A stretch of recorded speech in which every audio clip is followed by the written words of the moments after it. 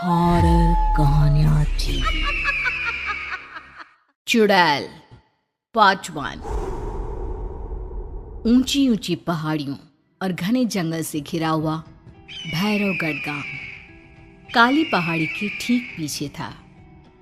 काली पहाड़ी यानी मौत का घर। भैरवगढ़ गांव तक पहुंचने का रास्ता बेहद दुर्गम था। लगभग 24 घंटे घने तूफान और तेज हवाओं की वजह से वहां के वीराने माहौल की कहानियां लोगों के दिलों को दहला देती थी। ऐसे बहुत कम लोग थे जो भैरवगढ़ गांव तक जाने की हिम्मत करते थे। लोगों का कहना था कि इस गांव के आसपास बुरी आत्माओं का साया मंडराता है। गांव के रहने वाले लोगों ने वैसे तो अपनी आंखों से किसी बुरी आत्मा या साये को नहीं देखा था, लेकिन गांव का बच्चा बच्चा इस बात को महसूस कर सकता था कि गांव के ऊपर कोई तो खौफनाक साया मंडरा रहा है। और उसकी वजह ये थी कि उस गांव में जैसे ही कोई लड़का 18 साल का होता, उसके 18वें जन्मदिन की रात ठीक 12 बजे अकस्मात उसकी मौत हो जाती। हर बार ये मौतें बड़े ही रहस्यमयी ढंग से होती, और इस बार सरपंच सुमेर के बेटे को 18 साल होने में अब बस 15 दिन बाकी थे। अजी सुनते हैं, हमारा बेटा भी कुछ दिन बाद 18 साल का हो जाएगा। कहीं वो डायन उसे भी खा गई तो। कैसी बातें कर रही हो? जब वो इस गांव में ही नहीं है तो कोई भी डायन या बुरा साया उसका कैसे कुछ बिगाड़ सकता है? उसे कुछ नहीं होगा। हाँ जानती हूँ, आपने उसे पढ़ाई के बहाने इस गांव से बाहर निकाल शहर भेज दिया है, लेकिन ये भी तो सच है ना कि वो बार बार यहाँ आने की जिद करता रहता है। वो चाहे कितनी भी जिद कर ले जानकी, पर मैं उसे इस गांव में कभी वापस नहीं आने दूंगा। मैं नहीं चाहता कि गांव के दूसरे लड़कों की तरह मेरे बेटे की भी अजीबोगरीब ढंग से मौत हो जाए। कभी कभी तो लगता है कि हम सब गांव वालों को हिम्मत करके अपने गांव को इस बुरी आत्मा से छुड़वा लेना चाहिए। लेकिन कौन जानता है आखिर वो खतरनाक साया किसका है? वो काली आत्मा कौन है जो रातों रात हमारे गांव के लड़कों को निगल जाती है? सुमेर और जानकी जब ये सारी बातें कर रहे थे तब रात के लगभग 10 बज चुके थे, और हर रात की तरह भैरवगढ़ गांव एक भयानक काले तूफान की आगोश में था। बाहर चल रही तेज हवाएं और बारिश के बीच कभी कभी ऐसा लगता जैसे कोई बुरी तरह से चीख रहा है। किसी के तड़पने और चीखने की आवाजें गांव के कानों में बार बार टकराती, पर वहां रहने वाले किसी भी औरत या आदमी के अंदर इतना साहस नहीं था कि वो अपने घर से बाहर कदम रख के उन आवाजों तक पहुंच सके। सो जाओ जानकी, और घर के खिड़की दरवाजे कसकर बंद कर दो। अब जानकी सब खिड़कियां ठीक से बंद करने ही लगती है कि तभी उसे अपने घर के दरवाजे पर जोर जोर से खटखटाने की आवाजें सुनाई देती है। इन आवाजों को सुनकर जानकी और सुमेर के चेहरे डर से पीले और हाथ पैर ठंडे पड़ जाते हैं। जानकी, जानकी, इतनी रात कौन होगा? पता नहीं, ऐसा लग रहा है कोई बुरी तरह से दरवाजा खटखटा रहा है। अरे हाँ, पर किसी की आवाज भी तो नहीं आ रही। क्या करूं?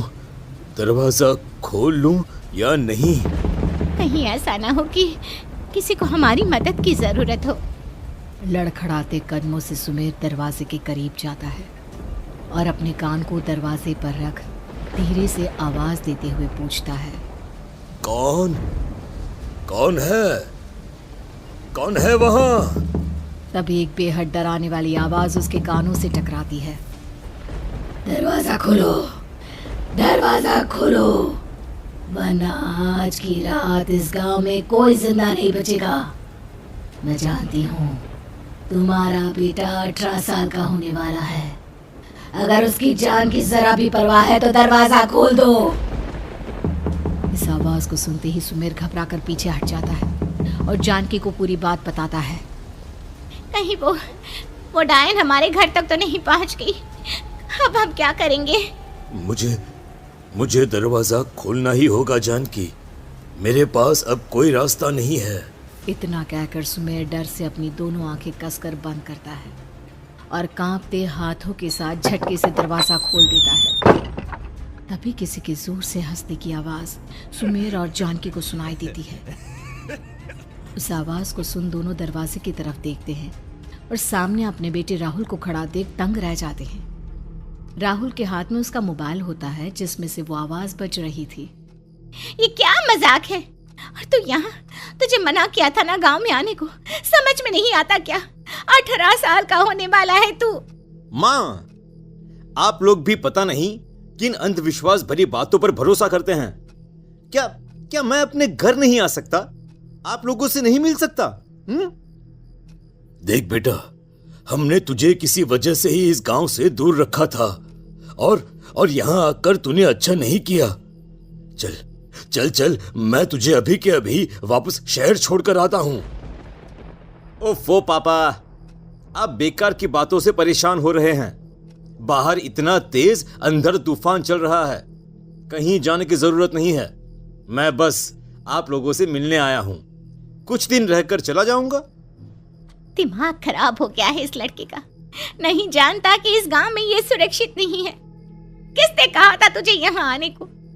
ये आवाजें सुन, बाहर से जो आवाजें आ रही है तुझे सुनाई नहीं देती क्या? अरे माँ, जब जोर से तूफान चलता है, तेज हवाएं चलती हैं, तो इसी तरह की आवाजें आती हैं। ये बहुत नॉर्मल है माँ। नॉर्मल होगी तेरे लिए बेटा। 4 दिन शहर में पढ़कर आया है तो अपने माँ बाप की बात नहीं मान सकता। माँ, मुझे अभी बहुत जोरों से भूख लगी है, पहले कुछ खिला दो, और रात भी बहुत हो गई है। हम इस बारे में कल बात करते हैं, ठीक है? राहुल के वापस आ जाने से जानकी और सुमेर की आंखों की नींद उड़ गई थी। खाना खाने के बाद राहुल तो अपने बिस्तर पर जाकर सो गया, लेकिन जानकी और सुमेर पूरी रात उसके कमरे के बाहर पहरेदारी करते रहे। उन्हें पल पल इसी बात का डर था कि कहीं उनके बेटे को कुछ हो ना जाए। रात बीतती है, सुबह का सूरज निकलता है। अब जैसे ही वो राहुल को नींद से जागते देखते हैं तो उन दोनों के दिल को सुकून मिलता है। अरे माँ, पापा, आप अभी तक यहीं बैठे हैं? क्या पूरी रात सोए नहीं? जिनकी जवान बेटी की जान को खतरा हो, उन माँ बाप को नींद नहीं आती बेटा। बेटा, अब तो वापस शहर चला जा। देखो माँ, मैं किसी जरूरी काम से इस गांव में आया हूं, और वो काम पूरा होने के बाद मैं खुद यहां से चला जाऊंगा। काम? गांव में तेरा क्या काम है? पापा, मैं बचपन से ही इस गांव के बारे में बेहद डरावने किस्से सुनते आया हूं, इसीलिए अब मैं उन्हीं किस्सों के ऊपर डॉक्यूमेंट्री फिल्म बनाऊंगा। रिसर्च करना चाहता हूं कि आखिर सच्चाई है क्या। हे भगवान, लो जी, सुन लिया, और भेजो इसे पढ़ने के लिए शहर। मैंने आपसे पहले ही कहा था, मेरी बहन के पास दूसरे गांव भेज दो। ना ये शहर जाता और ना उल जुलूल की बात इसके दिमाग में आती। जानकी और सुमेर राहुल को समझाने की बहुत कोशिश करते हैं, पर वो किसी की बात नहीं सुनता और अपना कैमरा लेकर गांव की पास वाली काली पहाड़ी की तरफ निकल जाता है। अब राहुल जैसे ही काली पहाड़ी पर पहुंचता है, उसकी नजर पहाड़ी के ठीक बीचों बीच बनी एक पुरानी झोपड़ी पर पड़ती है। यहाँ भी कोई रहता है क्या? ये इंटरेस्टिंग होगा। राहुल की आवाज पहाड़ों से टकराकर उसके कानों में सुनाई दे रही थी। उसने चारों तरफ का नजारा देखकर वहां की तस्वीरें अपने कैमरे में उतारना शुरू कर दिया। तभी अचानक राहुल ने अपने कैमरे में खींची हुई तस्वीर को जूम करके देखा, और उसमें उसे जो नजर आया वो देखकर राहुल की होश उड़ गए। क्या सचमुच उस गांव के ऊपर किसी बुरी आत्मा का साया था?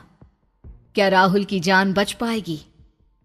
क्या देखा था राहुल ने उस फोटो में जिसे देखकर वो दंग रह गया? इन सवालों के जवाब जानने के लिए देखिए इस कहानी का अगला भाग।